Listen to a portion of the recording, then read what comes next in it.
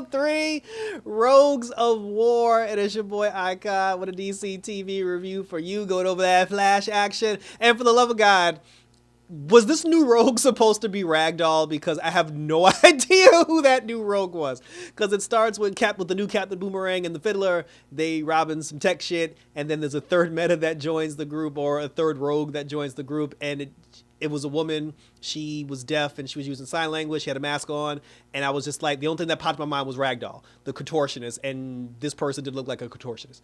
I am confused. I need answers, but at the same time, we're moving right along because, like Baby and I were talking about in the comment section on the last episode, ain't nobody checking for Joe and Cecile's problems, and I like Caitlyn and all, but this is the final season of the Flash, like chop chop, like we need to move this ball, get this ball rolling, and they did that in this particular episode because we finally got the reveal already, because usually they wait till the mid-season finale, but we actually got the reveal of who Red Death actually is. More on that later. So in this particular episode, the episode starts where Iris finally learns how to cook. Only took her 9 seasons and 40 tries, and her and Barry are still doing their pre-baby thing, but Iris is going crazy because she's trying to do like miraculous things before she gets pregnant. She thinks that once she gets pregnant, she's not going to have the time to be, like this super person that can take down the world with a pen and a paper. So she's trying to do all this crazy shit before she gets pregnant, and it's making her go insane. They ended up getting some information about the new heist, and then they start looking into everything. Just to get this out the way, Chester and Allegra, they still ain't talking about their personal relationship issues, so that's dead. that's dead in the water for now. Keon's still walking around. She don't know what she's doing, and she's just trying to learn as everything goes on. So what happens is Chester finds out that all the components that have been stolen so far, Hartley's gauntlets and the energy source and all the stuff that's been stolen, Chester said that he found out that I guess they were all created or have some connection with Wayne Tech. He said that they all derive from Wayne Tech, and I was like, oh, a Batman reference. And when we got the Batman reference, they put out a call to Gotham City, and they spoke to Luke Fox. Good old Luke. I miss Batwoman. I legitimately miss Batwoman. But we got a Luke Fox name drop. He came out, and then we didn't see him, unfortunately, but Luke did tell them that all the items did come from Wayne Tech, but he couldn't really help them as far as tracking the origin. But he also said that they have another problem on their hands because about a week ago, Ryan was investigating something, and then Ryan ended up missing. So now Batwoman is missing, and we don't know where she is. So obviously the pieces are falling together with the connection. Barry looked at all the components to all the pieces of tech that was stolen by these rogues. And then when he thought about it, he said there's only one piece of tech that's missing, and it's something that's used to create a cosmic treadmill. And then, that's when they were just like, that's what they're trying to do. The rogues are trying to build a cosmic treadmill so they can travel through time and destroy the timeline. And then Barry starts freaking out because you know how you feel about the timeline. So now Barry's just like, we got to do something and we got to stop them. The problem is the one component that they need is in a secret government facility, and it's protected. First of all, it's protected by a room that has meta-dampening technology. But then there are 4 different power sources that connect to that room, and you have to diffuse all the power sources at the same time in order to get into the room. It was this whole crazy thing. But basically, they needed 4 people to pull it off. But each power source is a different type of power force.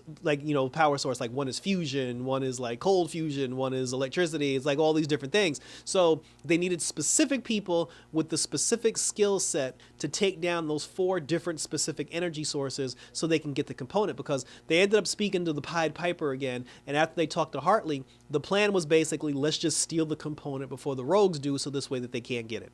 So Hartley and Barry, they ended up going on a team recruiting mission, but for this specific team, you can't recruit the good guys. You got to get bad guys. You got to get guys that know how to rob and know how to steal. So they get the Pied Piper on board. He was one. Then they go after Blaine, which I was shocked. I was after everything that happened last week, y'all legitimately went to ask him for help, and he surprisingly said yes, because he was it's what Frost would have wanted. They end up getting the bald dude, the fat bald dude, whose son hated him in the last episode because he tried to melt down Central City and turn it into a volcano. He was actually he was on the road to recovery. He was working at Jitters, but then when Barry came and asked for his help, he was just yo, fuck this job, and he went to go help Barry Allen. And he has the power of fire. He can create molten lava from the earth or whatever. And then the final person that they got to help was good old Goldface.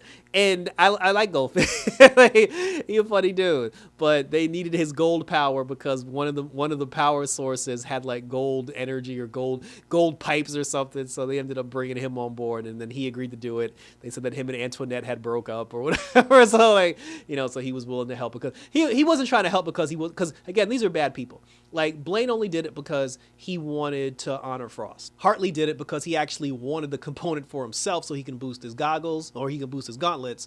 The fire guy, he just wanted to protect his son because he's like, yo, my son lives in the city. And then Goldface, he was just like, well, if these bad guys, if these rogues get their hands on the component, they're gonna take my turf and we can't have that. So they're trying to figure out a plan so they can go in there and they can get the component. The problem is all four of the villains that Barry recruited, they wanted the component for themselves. They wanted to sell it on the black market and use it for money. And then as soon as that happened, Barry immediately went into superhero mode and he was like, yo, I can't trust y'all because y'all are arguing. He's like, I'm trying to get this component so we can protect people, so we can save the city and we can protect the city. And you guys just want to take the thing and sell it and get paid off it. So he was just like, yo, I can't trust you. And then they got mad and they were just like, well, if you can't trust us, then we can't trust you. And then they were just like, yo, screw you, Alan. We'll go do it ourselves. And I was like, really? Like, they're just like, we'll go get the component ourselves and just cut you out the mix, Officer Alan. And then they dipped and they went to go steal the component on their own, which I thought was hilarious. Barry ends up talking to Iris. Him and Iris had their little conversation, and then Iris was just like, maybe you should trust them, do things differently. And then he told her, he was just like, listen, you're going to do amazing things regardless if you have a baby or not. And then the two of them was just like, get off your ass and do what you got to do. So then Barry goes down. He apologizes to the rogues, for not trusting them. And then the five of them go in there to try to get the component. But that was the moment where they realized who he was because Hartley already knew that Barry was the Flash. Blaine obviously knew that Barry was the Flash, but Goldface and the fat dude didn't know that he was the Flash. And Goldface and the fire dude eventually put two and two together because he was like, first of all, the four of us left to come to this site like hours ago. How did you get here so fast? He was like, secondly, why does the plan involve us taking down this machine to get rid of the meta dampening technology just so you, a regular CSI, can do his thing? And then that's when the fire guy was like, bro, like he's like, you haven't figured it out yet. He's the fucking Flash. But the fire guy said, because again, the fire guy used to work at Jitters. The fire guy said, I know he's the Flash because Barry Allen and the Flash order the exact same drink the exact same way every single day. And I was like, Barry can't be that stupid. Like, he can't be that stupid. Really, dude? And he was probably ordering the Flash drink too. That's what makes it like really bad. So then they just like, he was like, well, this is the first time somebody figured out his secret identity and he didn't reveal it himself. So I was okay with that. They go in, all four rogues, they're at their power source. They're doing what they got to do to like stop the power source. They stop the meta dampening technology. Barry gets the component, and then when he gets the component, he's attacked by Blaine because Blaine was actually a double agent and he was secretly working for Red Death.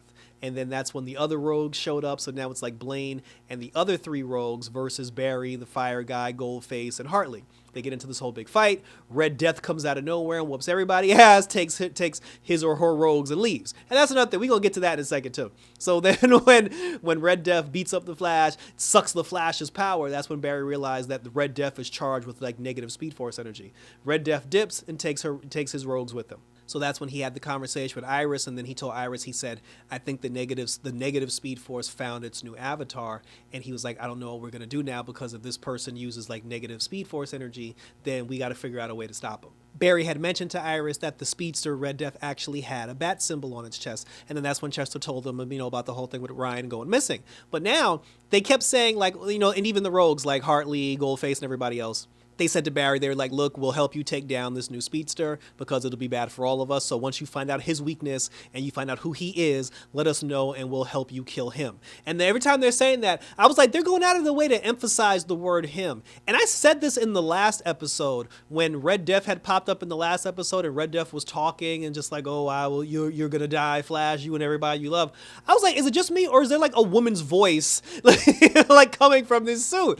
And then lo and behold, they said that, they were just like, look, we got to find out, who this speedster is wearing a bat suit, and we'll take him down. And then we get the end credit scene where Blaine now, because he's working with the rogues, he's with the rogues, and then Red Death shows up, and then Red Death is like, there's one more thing for you to do, Blaine. And then Blaine was like, oh, you told me you were going to help me bring back, like Frost and everything. And he was like, how can I trust you? I don't even know who you are. And then Red Death takes off the helmet, and then it's Ryan Wilder. And I was just like, shit. But it has to be a Ryan Wilder from the future because she had gray hair. And because at first I thought it was a Ryan, and I was right, because I was like, I told y'all it was a woman's voice. It was a woman's voice.